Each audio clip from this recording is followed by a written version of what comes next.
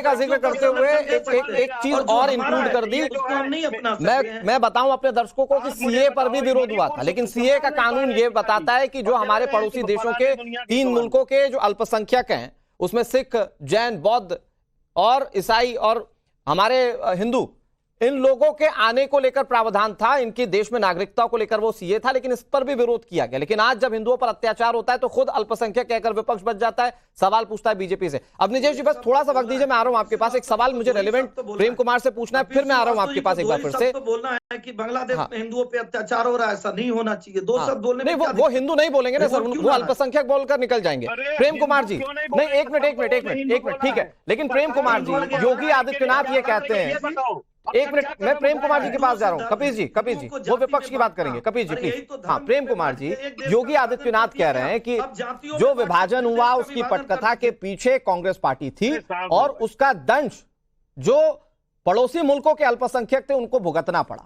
भाई, कोई अपने घर को छोड़कर भारत आया जरूर, लेकिन कई लोगों को अपने उसी पुश्तैनी जमीन पर रहना पड़ा, और उसका नतीजा यह है कि चाहे वो बांग्लादेश हो, चाहे वो अफगानिस्तान हो, चाहे वो पाकिस्तानी क्यों ना हो, जहां पर 20-20% हिंदू हुआ करते थे, वो आज 2 या 3% पर सिमट कर रह गए। प्रेम कुमार जी, तो ये जो दंश झेल रहा है हिंदू, ये विभाजन की वजह से, बताइए प्रेम जी। अनुराग जी, कल सुबह जब 15 अगस्त का झंडा फहराया जाएगा तो देश की आजादी का उत्सव जो हम लोग मनाएंगे, जो शौर्य गाथा बताएंगे, और एक दिन पहले हम विभीषिका दिवस बोलेंगे। ये जो विडंबना है ना, ये इसलिए है। तो सर, आजादी के लिए लड़ाई लड़ी थी ना, विभाजन के लिए लड़ाई थोड़ी लड़ी थी। कर रहे हैं नहीं, पूरे भारत के आजादी के लिए लड़ाई लड़ी थी ना सर। अनुराग जी 10 सेकंड, वो विभीषिका को कह रहे हैं कि ये झूठी बात है। आप सोचिए ना कि वो लोग अपने हाथ में तिरंगा नहीं पकड़ पाए जो देश की आजादी में जिनका परिवार कुर्बानी दिया था। धर्म के नाम पर, डायरेक्ट एक्शन के नाम पर उनकी इज्जत लूटी जा रही थी, उनके घर लूटे जा रहे थे, ठीक है सर, की हत्याएं प्रेम जी जवाब दीजिए प्लीज। बताने के बाद ये क्या सच्चाई नहीं है? ठीक है, ओके। एसएन सिंह जी और कपिल जी प्लीज थोड़ा सा वेट कर लीजिए, आप लोगों ने अच्छा खासा वक्त दिया। Prem ji please, over to you. आप एक लाइन तक नहीं सुन पाते, आप हमारी इतनी असहिष्णुता क्यों है? एक लाइन नहीं सुन पाते। आपका काउंटर क्वेश्चन है, पूछ लीजिए जितने प्रश्न करने हैं। नहीं, प्रेम जी जवाब दीजिए ना प्लीज सर। नहीं, जवाब ही दे रहे थे ना, अपने लोगों ने रोक। नहीं, आपने कहा कि कल स्वतंत्रता संग्राम के सेनानियों को पूजा जाएगा। मैंने बस इतना क्लियर कर दिया कि यहां विभाजन के लिए लड़ाई नहीं लड़ी गई थी सर, आजादी की लड़ाई थी। आगे देश आजाद हुआ था। हाँ, देश आजाद हुआ था और पूरा भारतीय बोलिए प्रायद्वीप आजाद हुआ था। उस समय जो विभाजन हुआ, वो विभाजन, आप विभाजन बोलते, हम तो विभाजन बोलते ही नहीं। हम बोलते हैं कि एक टुकड़ा अलग हुआ था, हमसे अलग हुआ था। भारत किसी से अलग नहीं हुआ था, भारत से कोई अलग हुआ। ये विभाजन नहीं था, हमसे अलग हुआ था। डायरेक्ट एक्शन पे बोलिए ना, डायरेक्ट एक्शन पे बोलिए, डायरेक्ट एक्शन पे बोलिए कि क्यों हिंदू मुस्लिम पे आक्रमण किए और मुस्लिम हिंदुओं की हत्या करने लगे। डायरेक्ट एक्शन के बारे में बताइए। ठीक है प्रेम जी। एसएन सिंह जी मैंने वक्त दिया आपको। सर थोड़ा सा सुन लीजिए सर, प्रेम जी अपनी बात पूरी कर ले एक बार, फिर हम लोग पूछते हैं उनसे सवाल। जी प्रेम जी प्लीज कंटिन्यू, अगले 20 सेकंड 30 सेकंड आपके। नामधारी जो संगठन हुआ करते थे, आ रहा हूं संगठन, उसको जनता ने किसी औकात के लायक नहीं रखा था। उस समय कांग्रेस को ही औकात के लायक रखा था। वही हमारी राष्ट्रीय आंदोलन का एक पर्याय था। और बाकी जो छोटे छोटे दल थे जिन्होंने राष्ट्रीय आंदोलन में हिस्सा लिया, सबका मिला जुला नेतृत्व था, और वही आजाद भारत में नेतृत्वकारी संस्था बना। आज जो हिंदू नामधारी संगठन अपने आप को बोलते हैं, वो अपनी औकात बनाने के लिए तब के कांग्रेस को छोटा करके आप प्रेम जी अब आप बोलेंगे। नहीं, एक minute, S N Singh ji please, मुझे लगता है क्लियर करने की जरूरत है। प्रेम जी बहुत वरिष्ठ हैं, बहुत पढ़े लिखे हैं। प्रेम जी मैं क्या कह रहा हूं, आप ये तो सुनिए। उस वक्त आप कह रहे हैं कि कोई दूसरी राजनीतिक पार्टी नहीं थी, उसका बड़ा रीजन है कि उस वक्त मोटिव था स्वतंत्रता, और सब गांधी जी के पद चिन्हों पर चलना चाहते थे। भले विपक्ष की पार्टी थी, लेकिन गांधी जी को कोई नहीं नकारता था सर, और गांधी जी कांग्रेस पार्टी के साथ थे। तो आप ये कैसे एक्सपेक्ट कर रहे हैं कि जब आजादी के वक्त में आपको एक विपक्ष मिलेगा? प्रेम जी,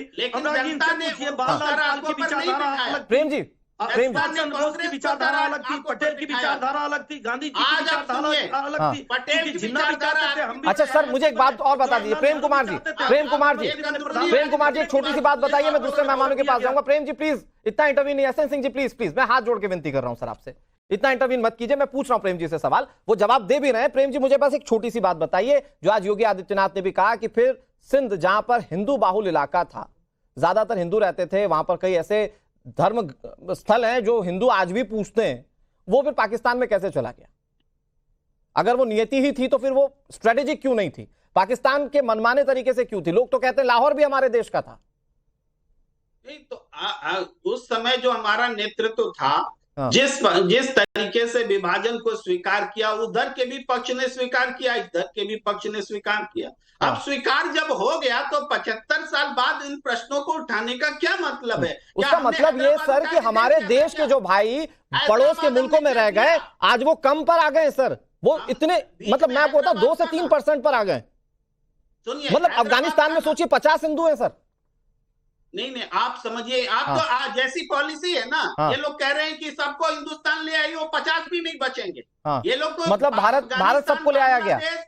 पाकिस्तान सब जगह हिंदू विहीन करने के लिए ये राजनीति कर रहे हैं। वहां के सांप्रदायिकता तो हिंदुओं को भगाना चाहते हैं और यहाँ के अवनीश जी 10 सेकंड काउंटर कर लीजिए, फिर मैं दूसरे मेहमानों के पास जा रहा हूँ, रशीदी साहब के पास, और फिर उसके बाद हमारे साथ फैज खान। जवाब देने लायक बात नहीं है अनुराग जी, जवाब देने यहाँ जो उछल करके मैं आ रहा हूँ, एसएन सिंह जी आ रहा हूँ प्लीज। हाँ अवनीश जी, यहाँ जो प्रेम कुमार जी उछल के कह रहे थे कि किसी की औकात नहीं है, मैं आपको बता दूं उस समय 30 लाख पूरे विश्व के इतिहास में इतना बड़ा नरसंहार जो नोआखाली में हुआ। S N Singh ji please sir थोड़ा सा सुन लेते हैं। अवनीश जी बोल रहे हैं पश्चात विभाजन में इनके कह रहे हैं कि 75 साल पहले हो गया तो हो गया। इनके बाप दादाओं की अगर किसी के इनमें से किसी का मकान हो तो ये मुकदमा लड़ने पहुंच जाएंगे। अरे भाई 75 साल पहले किसी ने कब्जा कर लिया तो कर लिया, काहे को लड़ रहे हो तुम? हमारे देश के हिंदुओं के लिए नहीं लड़ना चाहते। बस ये जो हिंदुओं की बात करेगा उससे नफरत है इनको।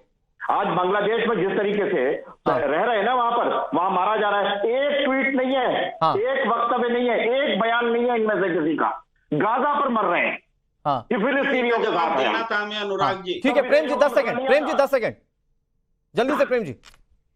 हाँ, मैं कह रहा हूं कि जब भारत के मुसलमानों के साथ कुछ होता है और पाकिस्तान बोलता है तो हम और भारत के मुसलमान सब लोग बोलते हैं कि पाकिस्तान को कोई हक नहीं है हिंदुस्तान के मुसलमानों के बारे में बोलने का।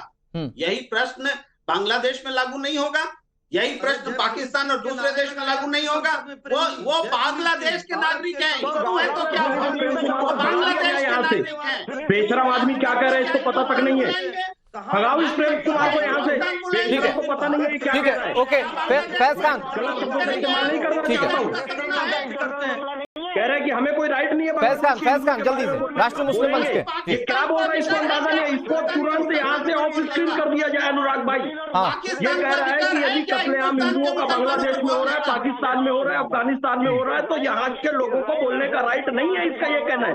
आपने क्या पाकिस्तान से चूंकि मैं एक मिनट मैं अपने दर्शकों को बता दूं, चूंकि प्रेम कुमार कांग्रेस पार्टी को सपोर्ट करते हैं।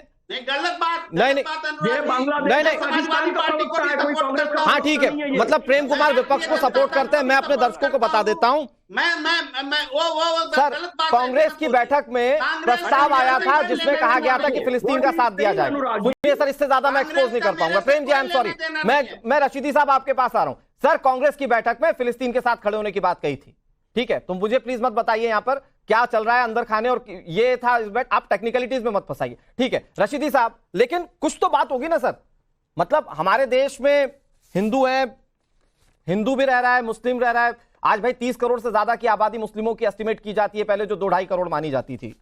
लेकिन पड़ोसी देशों में सर ऐसा नहीं है। बांग्लादेश में 22% 1947 जो पूर्वी पाकिस्तान हुआ करता था तब थे, आज महज 8% हो गए। पाकिस्तान की बात करते हैं भाई, वहां तो गिने चुने करोड़ों में हिंदू रह गए, बस कुछ परसेंट 2 या 3% में हिंदू रह गए।